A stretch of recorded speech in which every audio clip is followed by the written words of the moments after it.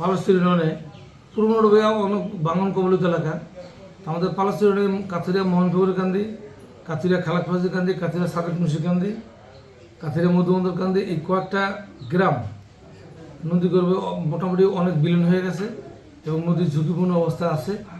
এবং আমাদের পালস্তর অঞ্চলটা 0 থেকে আলতাফ হোসেন খানের ইউনিয়ন থেকে পুরনো থেকে শুরু করে আমাদের নদীর পাড়ে অত্যন্ত গভীর, প্রায় 200-250-300 ফিট ভেঙে গেছে।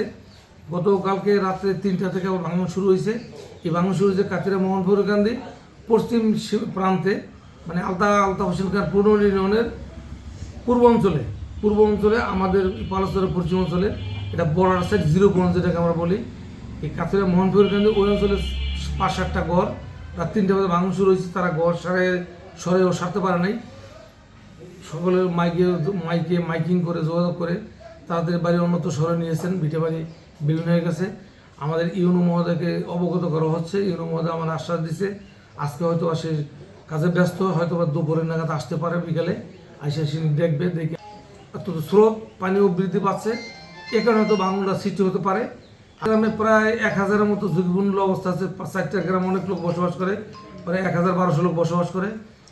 অধিকাংশ লোকের নদী ভাঙছে, জমি ভাঙছে, মানে শেষ সমলটুকু আছে, মানে চাপতে এরা শেষ পর্যায়ে এসে গেছে। এন যদি ভেঙে ফেলে তাহলে এখন যাওয়ার অবস্থান নেই, এরা পালচর থেকে অন্য জায়গায় ঝুলে যেতে হবে।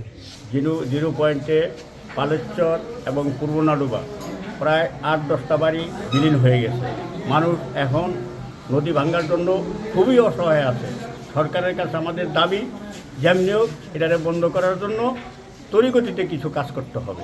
মহান ফকিরের কান্দি এবং বন্ধুবাতুরের কান্দি গত রাত্রে 10-12টা বাড়ি নদী ভাঙ্গনে চলে গেছে। এখন সেখানকার পরিস্থিতি খুবই খারাপ। তার জন্য আমরা এই নদী শাসন পাইতে পারি, সেই জন্য সরকারের নিকট আমরা সুব্যবস্থা কামনা করি। আমাদের অনেক লোক ক্ষতি হয়েছে। আমরা সরকারের থেকে চাই যেন আমাদের বেড়ি বান দিয়ে দেখ, আমরা নাহলে কোথায় যাবো? কোনো শেষ নেই, অনেক ভাঙছে।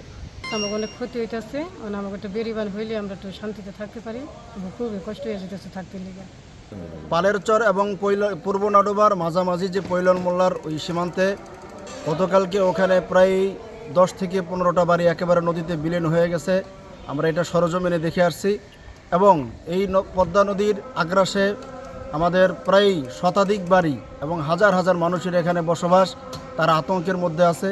বর্তমান সরকারের কাছে আমাদের বিনীত অনুরোধ এই নদী ভাঙ্গা মানুষের প্রতি তাদের দৃষ্টি দেওয়ার জন্য।